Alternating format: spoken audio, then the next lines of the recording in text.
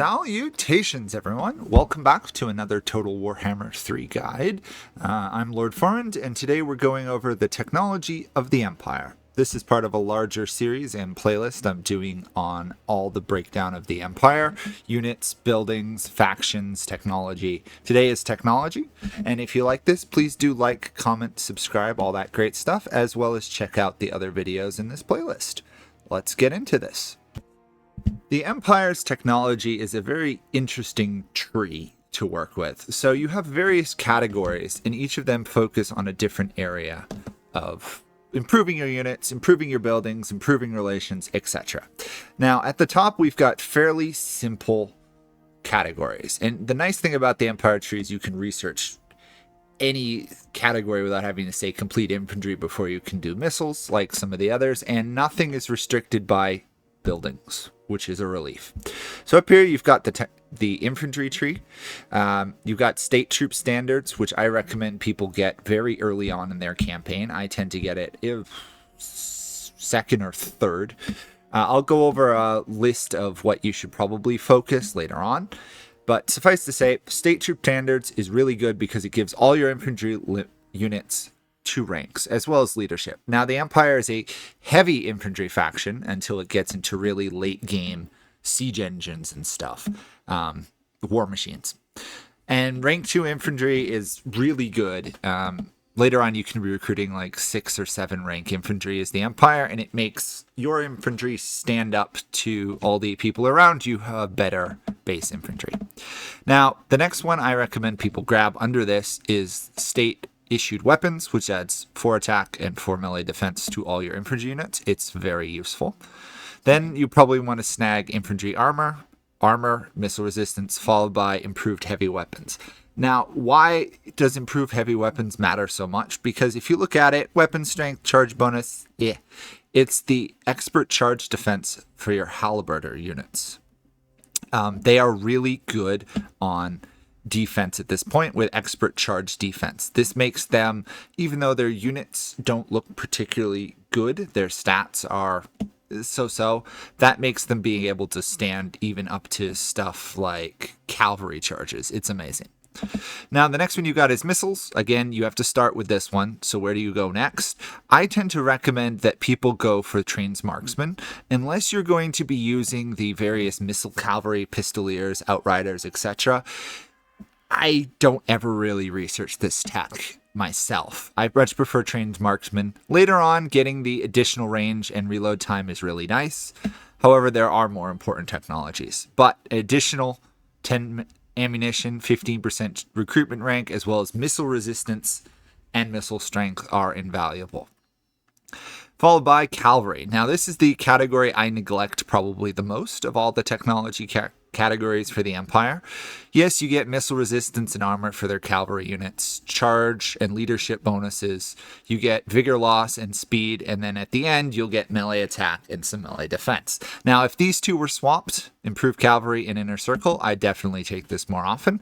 But the Empire cavalry, although solid, is not the standout. That tends to be your infantry and your artillery war machines.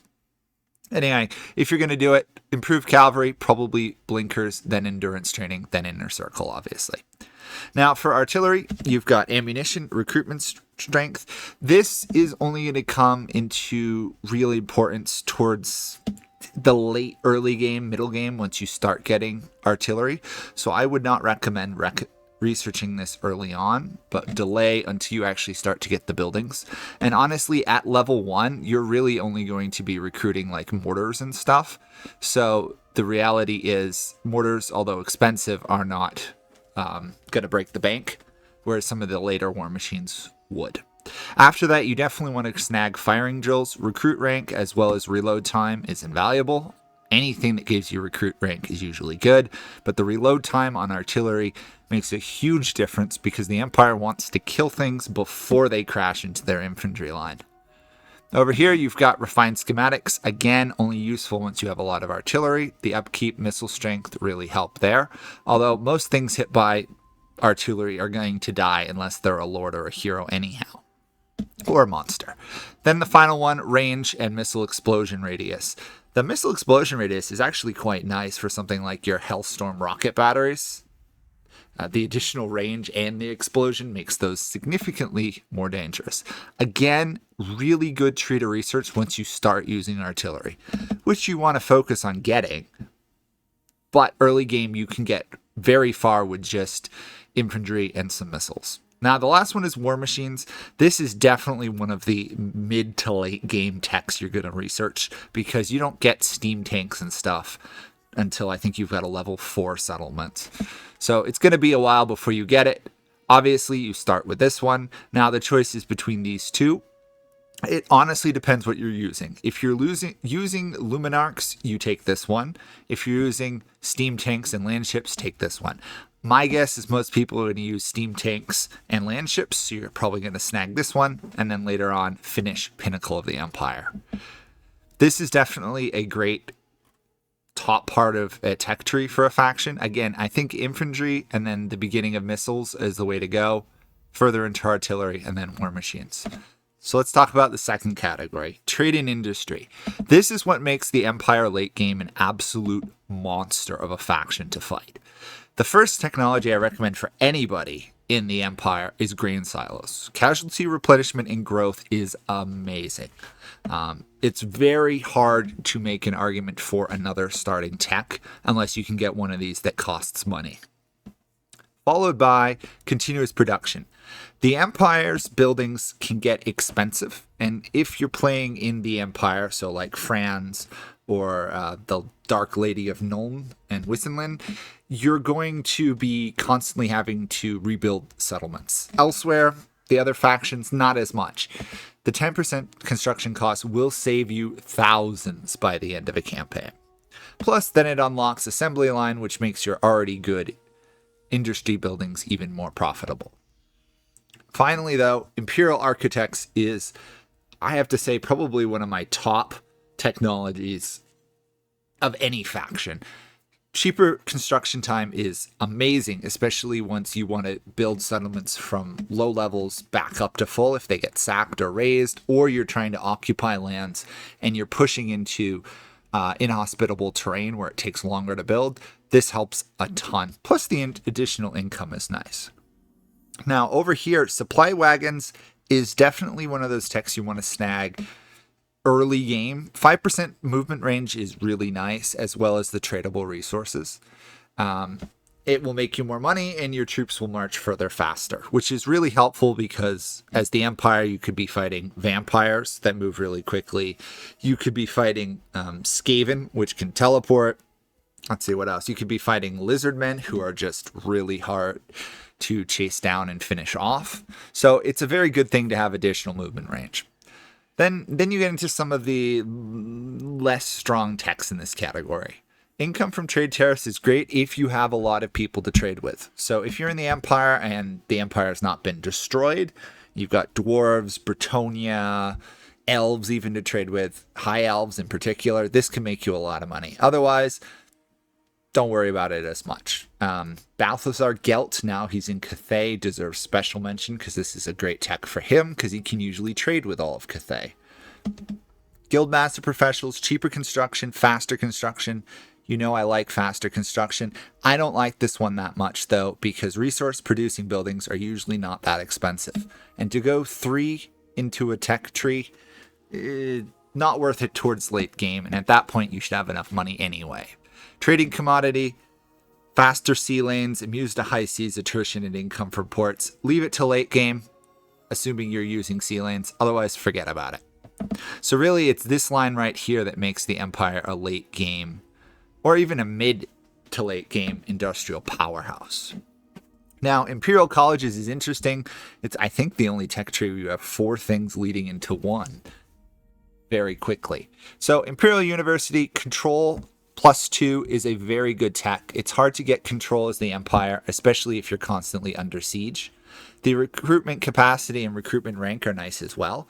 It's not a game-changing tech, but if you're struggling with public order or you're on the higher difficulties, this can be very handy to maintain some stability. Now, below it is, again, a great tech. Sigmar, Clergy of Sigmar, -2 corruption, all provinces. Unbelievably good if you're fighting Chaos, Vampires, or Skaven. Otherwise, if you're fighting other, what is the term? Unaligned corruption factions or whatever, untainted, it's not very useful. Although the recruitment rank for warriors, priests semi-redeems it. Now, over here, you have intelligence sharing. Honestly, I forget about this one in the several campaigns I've played since this update comes out. This is forgettable unless you're using witch hunters. And really, the only reason you're going to be using witch hunters is to take out enemy heroes. And unless you're fighting a faction that spams heroes on you, you can kind of ignore this. Or you love using heroes. The Witch Hunter rank is quite nice, though, because Witch Hunters combined with Clergy of Sigmar is the way you're going to be able to remove the most corruption from your lands, or using armies, not buildings. Now, over here is Engineers Guild. Now, this one, and I'll go over it again later, is one that I would argue has a very strong chance of being the first tech you research. Now, there are some special techs that other factions get, which I'll go over in each of those faction videos, which could replace it along with grain silos or state troop standards. But really, the reason you take this is the 10% research rate. Now, it doesn't sound like much, and arguably it's pretty pathetic. But if you research this first, you're going to save tons of research time to get through the full tree. And since the Empire tree is not gated anywhere except with money, or in this case, prestige, that will help get you into a powerhouse much sooner than getting into some of these other techs, unless you're in a rough starting situation. So I tend to recommend Engineers Guild as your first or second tech. Finally, you've got Mineralism. This is a good one. If you're in the Empire and the Empire is still alive, honestly, I think this tech needs to change. Improve diplomatic relations with the Empire. You're probably not going to have any trouble with this. In the several campaigns I did, the Empire tended to get down to just Whistling Nuln, the Dark Lady there, or Frowns. Outside of that, I think Hochland might have survived a couple times. And the reality is, if you're fighting in the Empire, you're probably fighting the same factions, so you're going to have good relations. Now, the rest of it is great for a mid to late game tech. Lord Recruit rank is wonderful, as well as the global and local recruitment. If you are struggling to recruit enough units, this could be a good tech to snag relatively early, but it is by far and away the most expensive tech to put time into getting, which explains why it's strong, even though the diplomatic relations is not that good. So get it at some point. You'll appreciate it. The Empire specializes very heavily in being able to get global recruitment to an insane level, like 8 or 9 units a turn. And this helps with that.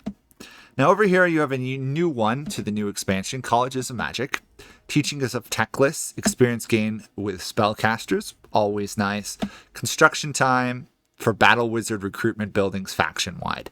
Honestly, I would not focus into this tech tree for quite a while. This one, it's nice. It speeds up your building of colleges. Okay.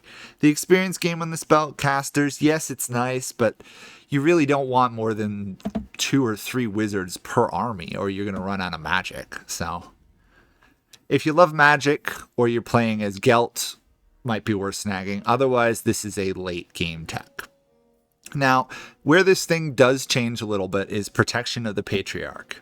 If you're fighting factions that love to spam spells against you, and actual hostile spells, not spells on them, this could be useful to get spell resistance on all your units. It is very nice having spell resistance. Dwarven players know the value of spell resistance. The Empire can get a knockoff version of it. And the word save on Battle Wizards, really, if your Battle Wizards are fighting in melee or taking that much damage, you're probably playing them wrong. Now below this, we've got the 8 orders. Winds of Magic Power Reserve per turn, all armies is wonderful once you start using wizards in all your armies. Until you get Battle Wizards, this tree is really not worth focusing in.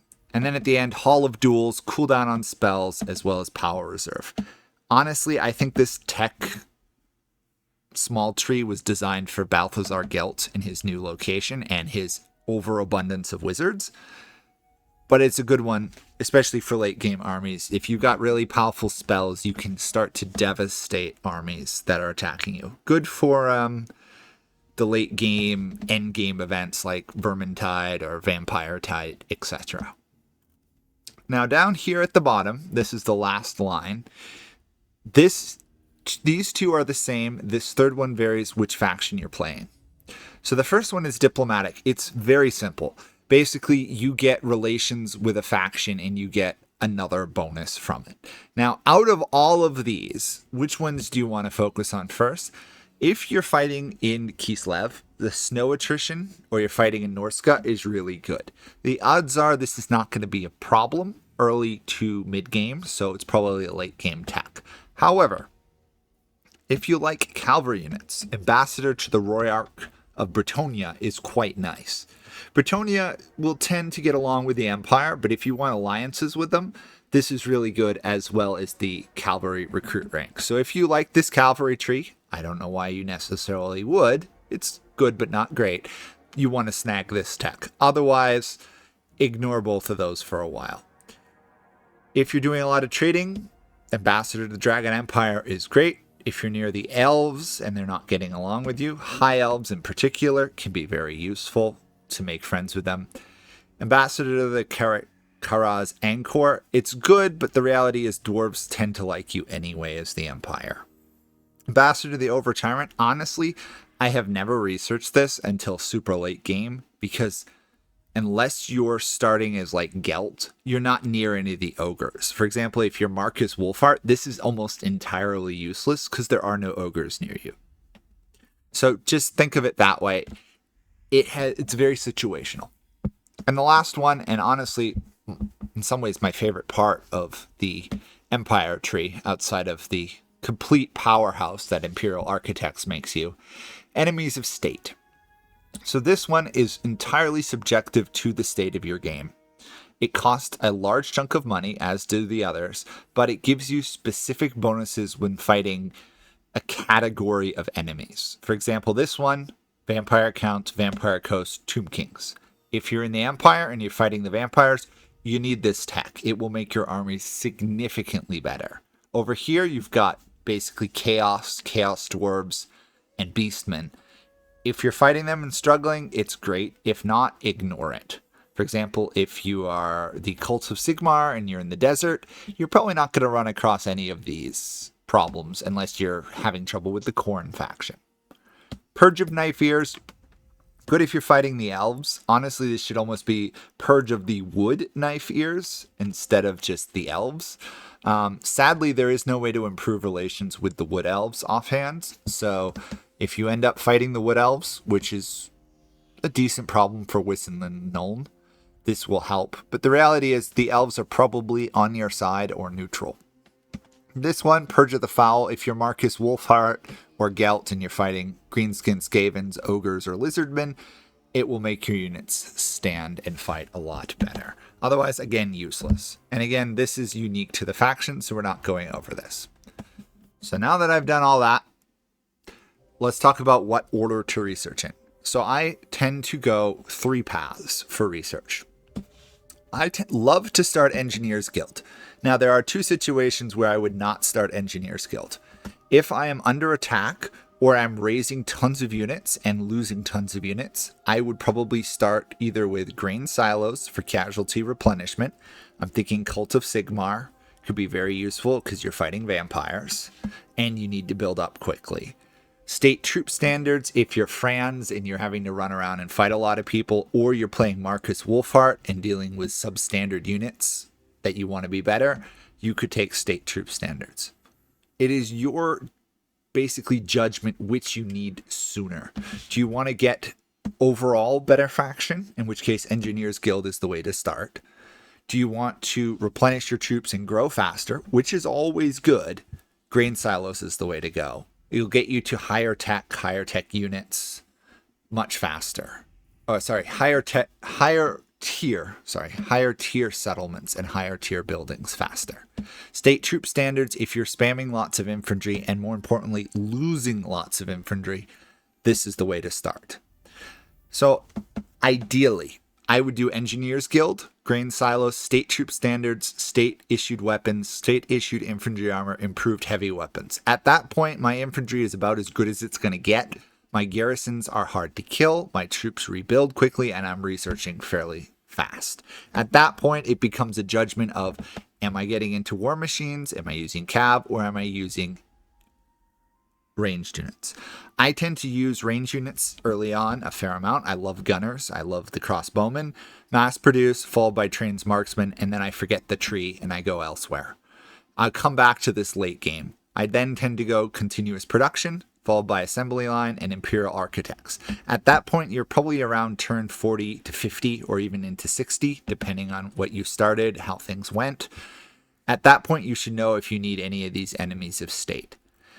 It is not worth investing tons of money into this if you could use the 7,000 gold elsewhere, unless you're really struggling to fight one of these type factions. Anyway, that is it for this video.